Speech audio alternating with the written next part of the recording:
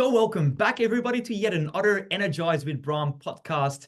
Today, I'm joined by Daniel Marshall, also called Marshy for friends. And obviously, I include all of you in that sort of bucket too. So it's great to see you, Marshy. How are you going? Bram, it's great to be here, and thank you for calling me Marshy as well. It's a bit of a footy nickname from back in the day. So, yeah, it's Friday afternoon. Good times, and it's good to be on the receiving end now, Bram, because obviously we had a conversation with you on my podcast a few weeks back, which I really enjoyed. So I'm looking forward to being on the other side today. You've done a great job as a facilitator, and I like what you're about. So therefore, I thought I'm going to put you now onto the hot seat. And Yes. really good to see what you've got there behind you. But actually, before we start delving a little bit more in the world of you, I think I want to start off by saying that this is our second attempt. We had a missed attempt earlier on another stream that I wanted to bring you in on, Yes. and it was a little bit controversial. And I just got to Mm. say that because sometimes the line of work that you work in Yes. sometimes is comes with stigma. Certain people Mm. potentially see it as a threat. Then there's compliance and licensing and all sorts of stuff out there that kind of gets sneaked in. Tell us a little bit more what happened there and what you thought was causing grief, which then ended up us deciding to actually put you into another podcast, which is Yeah. one. Yeah, obviously the one that you previously invited me onto was for a room of financial planners and financial advisors and stuff, all people that operate with a Australian financial services license. And I guess as a financial coach and mentor, I'm playing in a different space. And it is still a little bit, the lines are a little bit blurred. And a lot of people still don't quite understand the differences in an advisor versus a coach. Mm, Because a lot of times when I tell people I'm a financial coach, Bram, what I often get was, so you're like a financial advisor. So that's nine times out of 10. That is what someone will say to me when I tell them I'm a financial coach.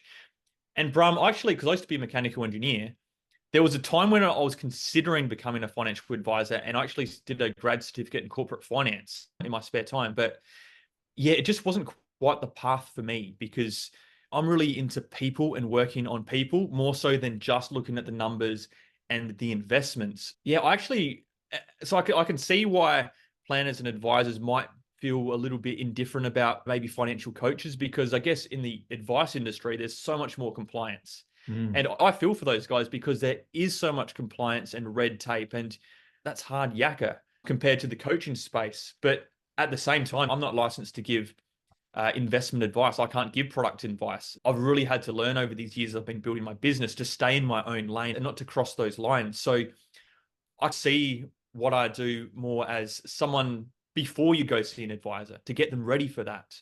Managing the day-to-day finances where an advisor doesn't have time to do that stuff, to go into the micro details. Yeah. But as a financial coach, I'm pretty much a personal trainer for your money.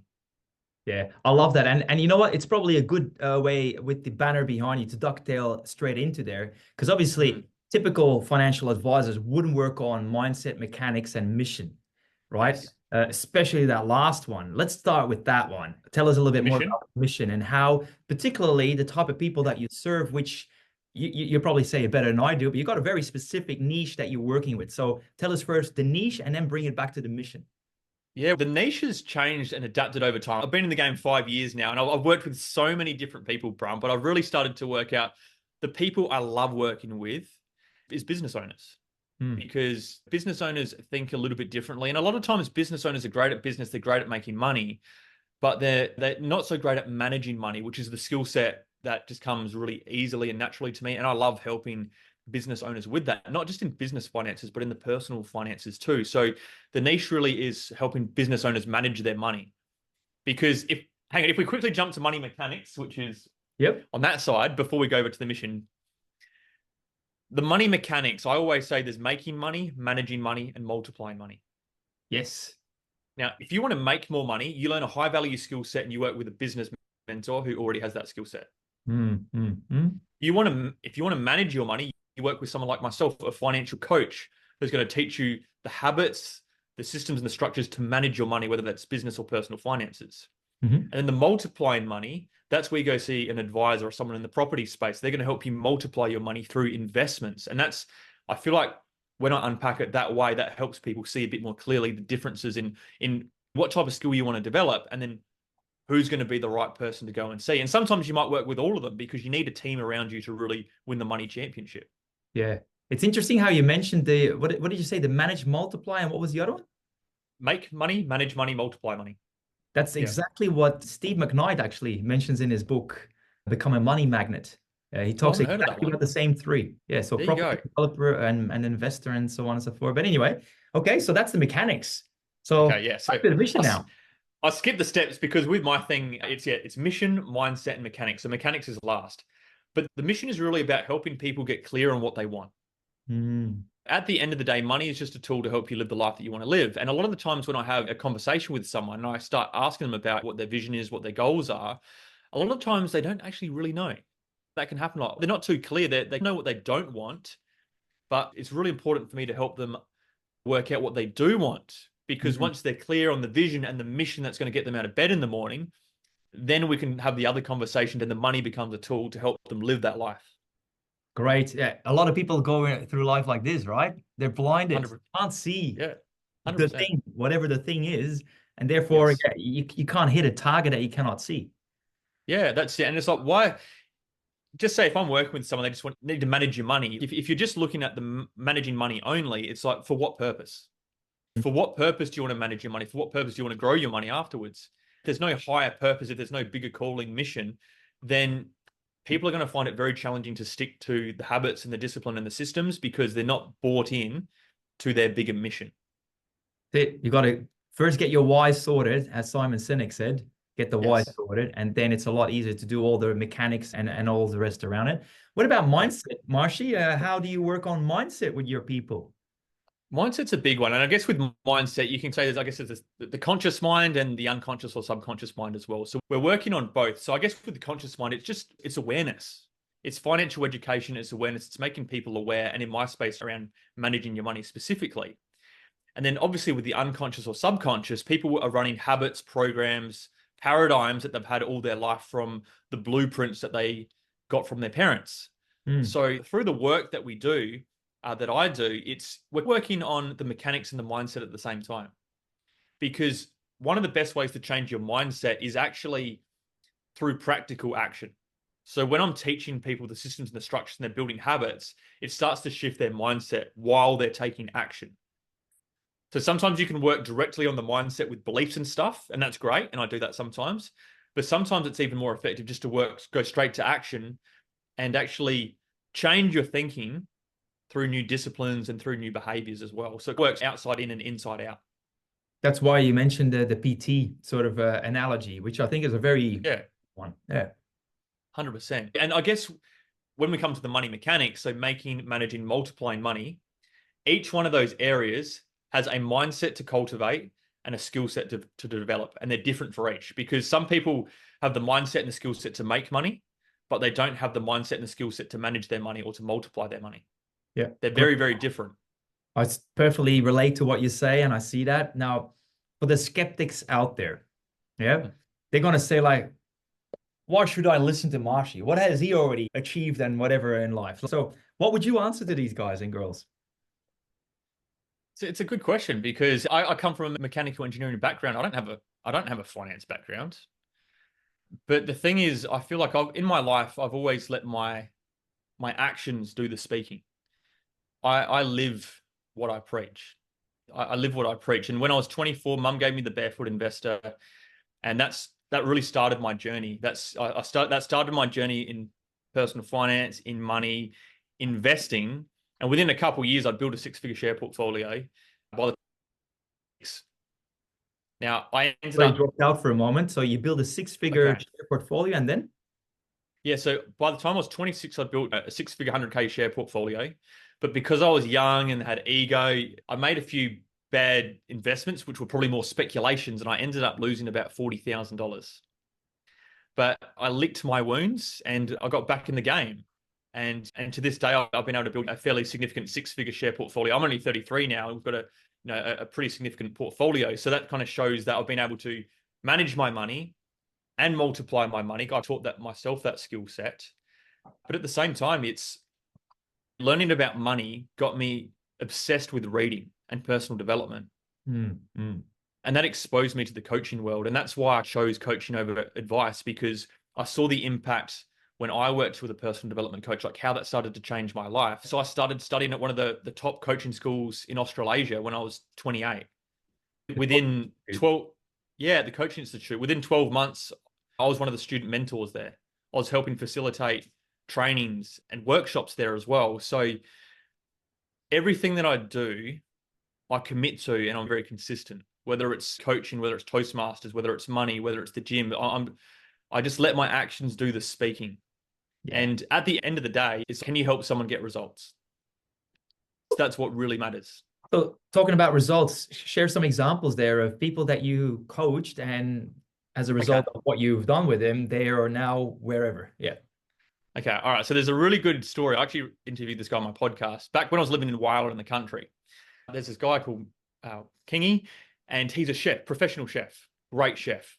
Mhm. And he actually struggled for lots of years with addiction. And he came through that, and he really wanted to get on top of his financial game. So he'd overcome this addiction and really got himself into a great place from where he was. Now, he came to me with literally $0 in savings. But when I had a conversation with him, I could tell how committed he was and how determined he was to work on this and to work with me. So he didn't have the finances to work with me yet, but I gave him a little challenge, Bram. I said, all right, go back, save up this amount of money. I'll give you this little challenge target to set. And then once you've done that, come back and see me, and then let's have another conversation. Now, Bram, I've said this kind of stuff to a lot of people in the past, and very few people will take up the challenge and actually come back to you. Sweet. I But like it. this guy, he came back to me, and not only did he hit the target, he doubled the target. He doubled the target. Now, through working with this guy, like in a 12-month time frame, not only did I teach him all the skills to manage his money, he ended up getting a $30,000 salary increase from his job. And he started a side hustle making hot packs in the local town. And within 12 months had made an extra $32,000 in his side hustle as well. So not only did I teach him the skills to manage his money, but through the other personal development work, he also massively increased his income, which was a huge tick. And this is a guy who had $0 when we started working together. I love that. That's such a great case study, man. Well done. Yeah. Thank you. And I'm sure you have another one ready to go, another story. Oh, again, yeah, it's probably actually this one's a special one because when I started my journey, it's how much credibility and authority because I was a mechanical engineer. And when I started posting stuff on social media about this new path I was taking, people were like, Marshy, what are you doing? Because in your hometown, people have a perception of you. But this was my first ever 12-month client. Tyrone is his name. Great fella. And it's special because he was the first person to ever to join me and to put his trust in me for a 12-month period, that was big. He messaged me maybe about a month ago, and we were working together. I think it was maybe 3 or so years ago. And he messaged me, and it's through the work that we've done, helping with the managing money and helping him think differently about growing his money and stuff as well. He messaged me.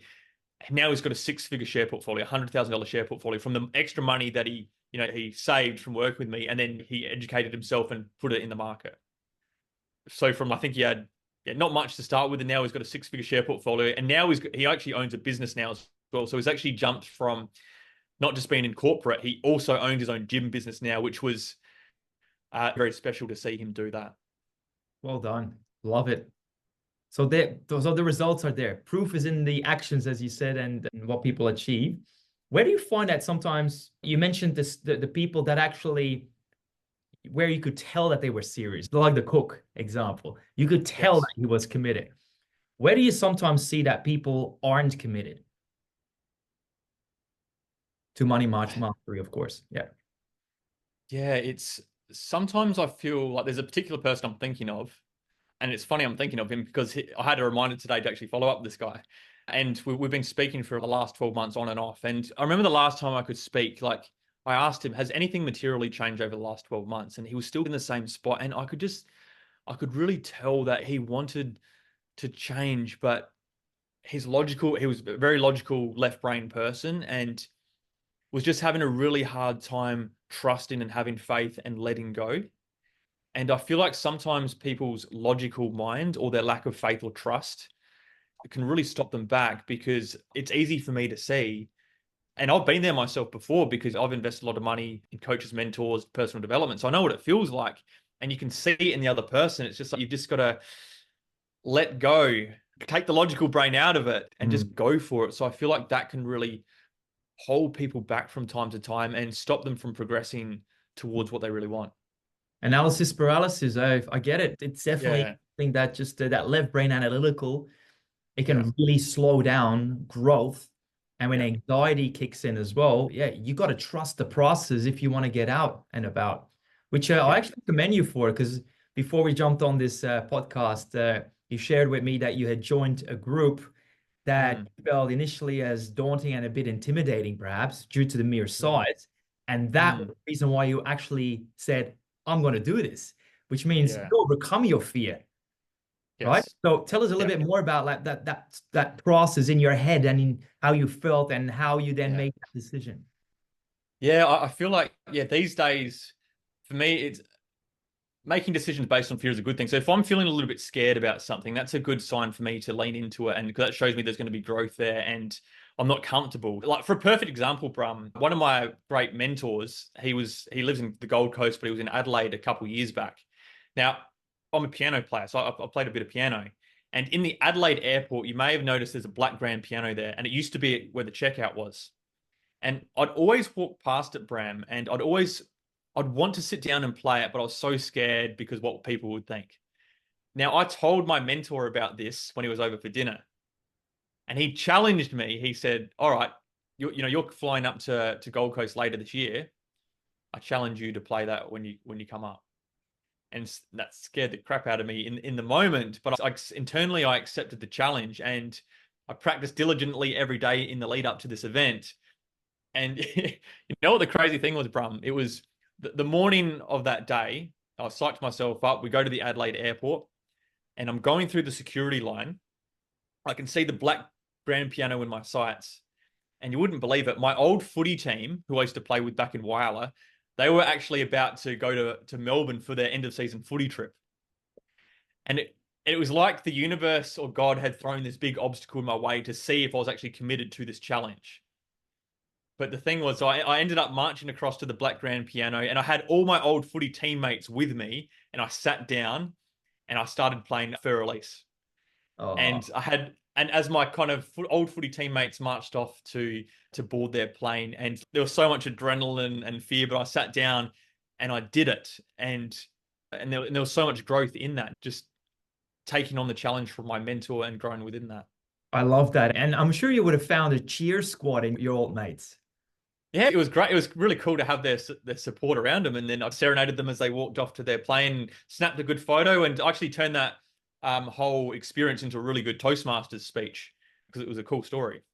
It's a great story. And I love how you said, I just leaned into it. So even though the Mm. fear was there, the fear that tends to keep people in the comfort zone, meaning they don't take the action, they just refrain from taking it in the first place, they shying away from it, and they feel intimidated. You basically say, no, I'll lean into it. I'm listening to Nike, and I say, I just do it. I just do it. Yeah. So I Yeah. love how you just explained that. And I think that's a very good, valuable takeaway for people to see fear as not something that should keep you small, but actually should be the Mm. propeller to make you grow big. Yeah. Yes, So 100%. It's not easy, and it's just a habit. For me, it's not always been easy, but you turn it into a habit, and then every time you tune into that fear, then it just becomes, it's still scary because you've habitualized it. It becomes easier. yeah, that's great. Marshy, tell us a little bit more. People that potentially want to work with somebody like you, what would they be Mm. experiencing? What would be going through their head? What sort of experiences would they've had for actually to realize that it's time to pick up the phone, talk to you, or send you an email? What would it be? If it's someone who feels like they've earned quite a bit of money over the years, but they don't really have much to show for it, or if it just confuses them a little bit, like that's a lot of the times people have earned so much money over their working time, and then they look at their asset column and there's not much there.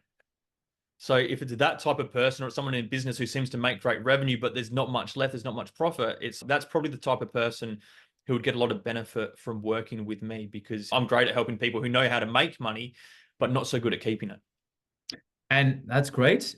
Let's just say that they've decided to take the plunge and lean into it. and give it Yeah. like work on mindset, mechanics, and mission with you Hmm. so that they master their money. How Hmm. does it structurally work then? Do you have, let's say, guided curriculum? Is it groups? Is it one-to-one? How does it work? I've done a various amount of things over the years, but I guess my core, like the one-on-one offering, is I created this thing called my money management blueprint. And this was literally my system I used to manage my money way before I even started any of this. And I've just over time I've adapted it. And I guess I've turned this into a business essentially. But the money management blueprint is what all my clients work through. And this is where we just track the tangible money stuff, but also the action steps from each session. So it's literally things like your net worth, assets and liabilities. It's your budget, your income versus your expenses. It's your actual, your end of month income versus expense review. So I get people to build these habits because what you focus on expands. And I know that when we track this stuff, it will improve. It just will. So that's the bread and butter when I'm working with someone. So we want to, see where they're at and then help them create the system, the structure that's going to support their goals because everyone's goals and priorities are different, Bram. And a lot of times you see the barefoot investor bucket system, the profit first bucket system, all these different systems.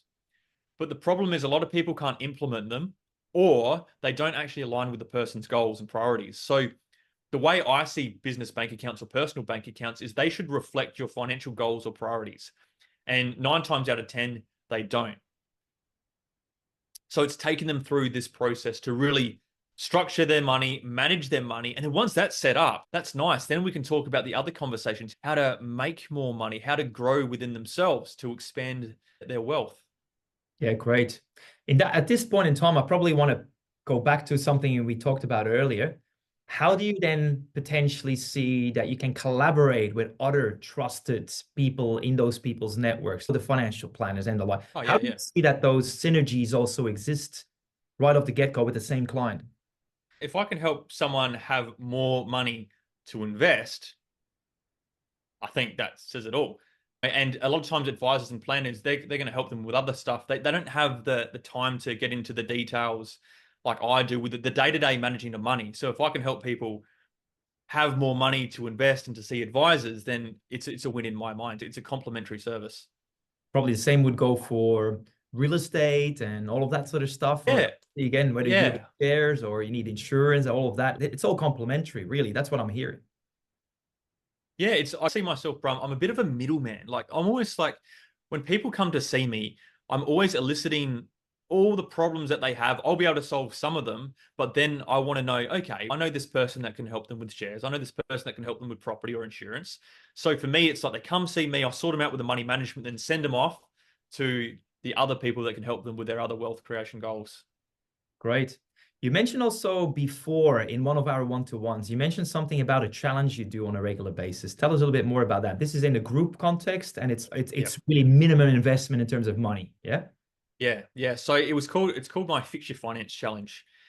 And it was just it started off as a 21-day challenge, then I reduced it to a 7-day challenge just because I find when you run challenges, generally after the first week, people drop off. And I noticed that. And I wanted to make sure people really had a good win and they felt like they had a win. So that's why I reduced it to 7. But the purpose of this challenge was helping people build 5 core habits that will really set them up for financial success and success in their business or career or whatever else they're doing because it's a bit of a fusion of personal development and finance.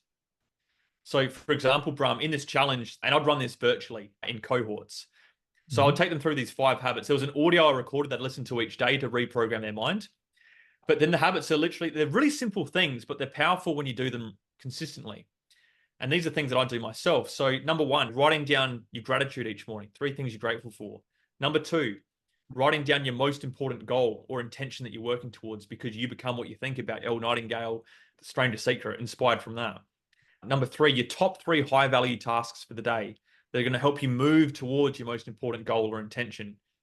Because again, it's not about a to-do list, it's about the actual high value things that will move you towards what you want. And that is one of the ultimate habits someone can ever build, the top 3 high value tasks, in my Yep. opinion.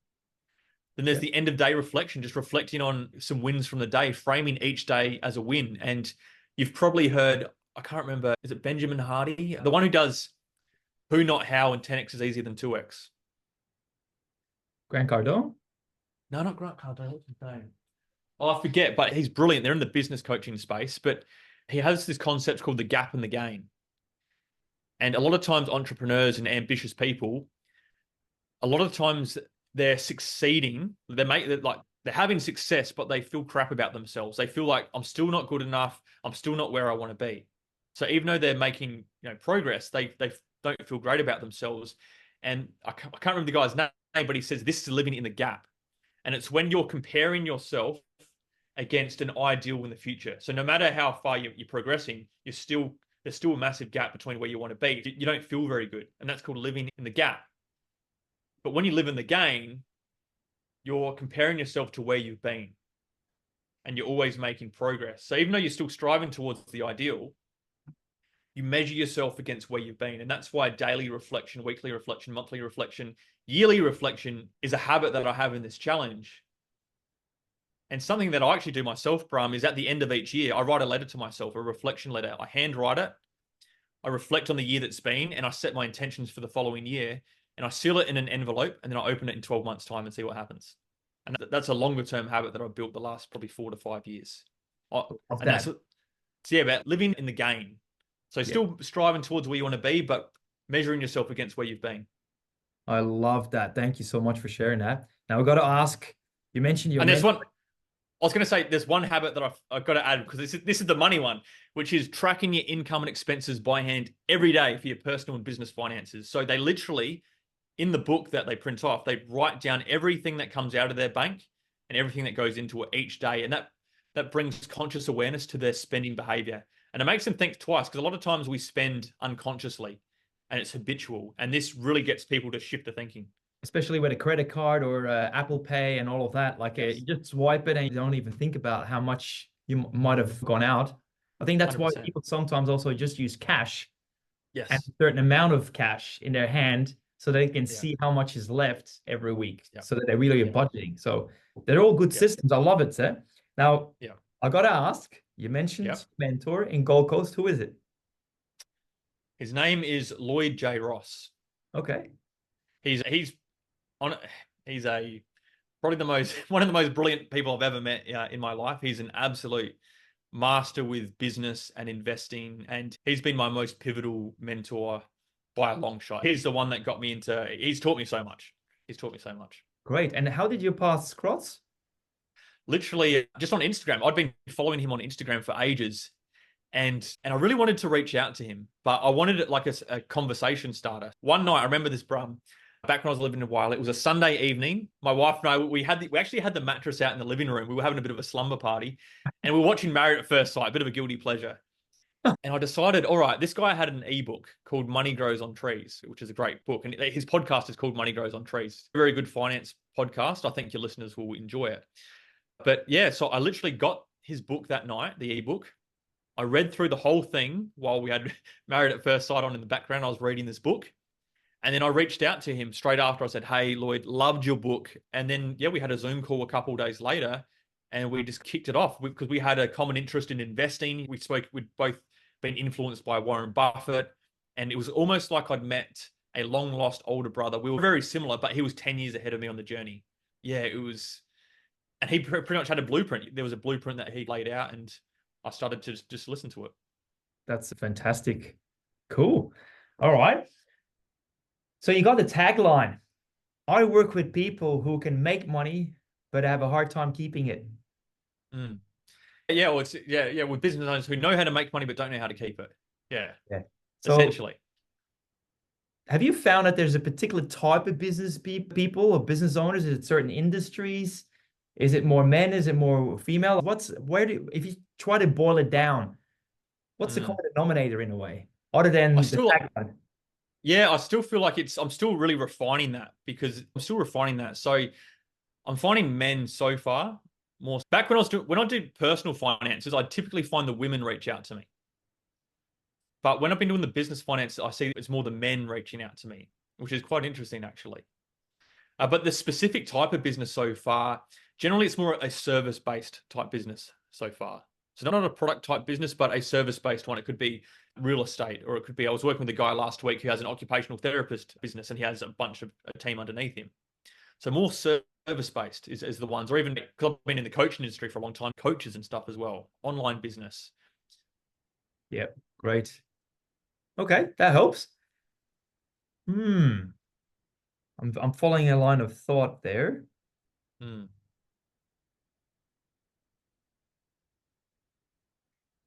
So I like the idea of the letter to self and living Okay. in the game, but still have a vision and, of course, a mission as you got behind you there. Mm. If we're projecting yourself in the future, I'm not talking a year now, I'm talking, let's say, I don't know, 20, 30, 40 years from now. Where do you see it going? Okay. There's a couple of things. So I remember there's this guy that I follow. He's a copywriter and he speaks a lot about online business and spirituality. His name's Tej Dozer. Hopefully I'll interview him on my podcast this month. But I remember about 4 or 5 years ago, he had this 7-day challenge. It was like a mindset folder where I guess you create your version 2.0 or whatever. And one of the exercises in that is actually writing your obituaries. So imagining that you're at the end of your life and then reflecting on all that kind of stuff. So that was a really powerful one to anchor into about where I want to go. But for me, it's quite simple, Bram. And I've got this screensaver on my phone, which is, I guess, my vision board. And the things that are on here, I'm I'll curious read now. them. I'm going to lean in now. Yeah, so here it is. Yeah, you might be able to It's see. gone. Okay. I see Warren Yeah. Buffett at the bottom. I see Tony Yeah. Robbins So, at the top. yeah. So the 4 things that I've got on here, Bram, is loving husband and father, world-class speaker and facilitator, multi-millionaire investor, and best-selling author. So for me, that's a big part of the vision that I work towards. And for me, like Bram, it's just when I look at those things and that vision, it's okay, the way I think is, okay, so what habits or skills do I need to learn that if I do that consistently over time, it's going to compound into those things. And that's how I think about the things that I do. Toastmasters, I've been doing that for 2.5 years every single week because that's going to help me become a world-class speaker and facilitator. I write a newsletter every week because that's going to help me be a better storyteller, a better writer, a better communicator, which will help me with these goals as well. The investing, I'm religiously investing because, and that's coming. So that's the vision. It's very simple. It's very simple. And then I just think, okay, what can I do today that's going to compound into that? So every time you pick up that phone, you got the prompt visually right in your face of the 4 key things for you.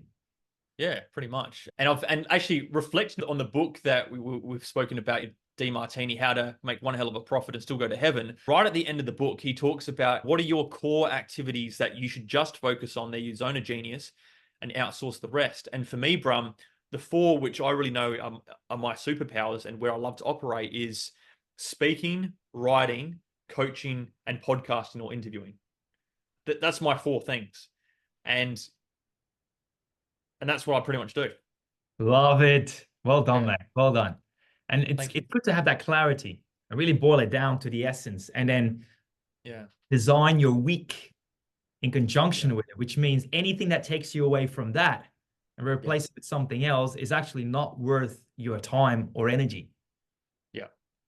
100%. And that's the thing. I'm a big believer in lifestyle design because what I've seen in the business space, entrepreneur space is, and you see this marketed all the time, just more revenue, scale, like, and for me, it's for what purpose? And for me, I'd rather design the lifestyle I want to live and then build the business around that lifestyle. And I feel like a lot of people have it backwards where they try to build this business and fit a lifestyle in underneath it. But that's not what I'm about. True. I'm about the lifestyle. And because at the end of the day, Bram, like, I love having time. I love owning my time. I love autonomy. Mm. I think having a free schedule is a sign of a wealthy person more so than a loaded, busy schedule. Well, absolutely, you're 100%. I was talking to a guy recently who works a lot in the systemology sort of methodology.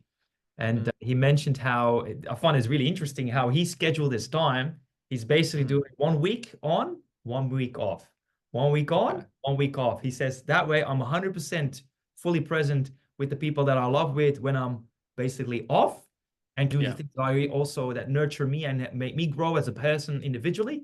And then when I'm really working on my business, I'm 100% in for a whole week and then I'm off again. And that's basically on and off, on and off. That's an I interesting like way that. of doing it. Yeah, I like that. I like that. I guess as entrepreneurs, we're almost like athletes, aren't we? Where sometimes we need to sprint. We train, then we sprint, then we need to rest. Train, sprint, rest. So I feel like, yeah, versus like because I used to be an employee back in the day for a long time, and it's a different way to operate and to live. And I've found that lifestyle and that routine didn't work for me. That's it. And I don't know if are you into human design at all? Have you gone down that rabbit hole? In what way? I'm not sure which one you're referring to. Human design, it's generators, manifesting generators, projectors, manifestors. It's you've probably heard of I know DISC, which is like energetic behavioral profiling. Yep, that's It's definitely kind of part of my thing. Yeah. yeah, DISC is very powerful. A human design I actually found just as powerful, if not more eye-opening for my own. And again, it probably sounds a little bit more woo-woo to people because there's a bit of astrology, there's Chinese kind of Eastern philosophies and stuff in there as well. But understanding my human design really helped me in business because once you understand it, you realize that sometimes society can condition you on what we call a projector. And 70% of the population are actually generators or manifesting generators who are the doers of the world. They're the builders of the world. They have consistent energy or a consistent sacral center, which we speak about there. So again, this might sound weird to some of the audience potentially, but it's very insightful. And I found it hugely liberating to learn about my human design. That's great to hear. Look, you obviously read a lot, you listen to a lot, you produce a lot, you create a lot. If there's one thing that you would say that would really be of value to people that want to learn money mastery, that you find that is like almost like the common denominator, the silver lining, the missing link, what is it? I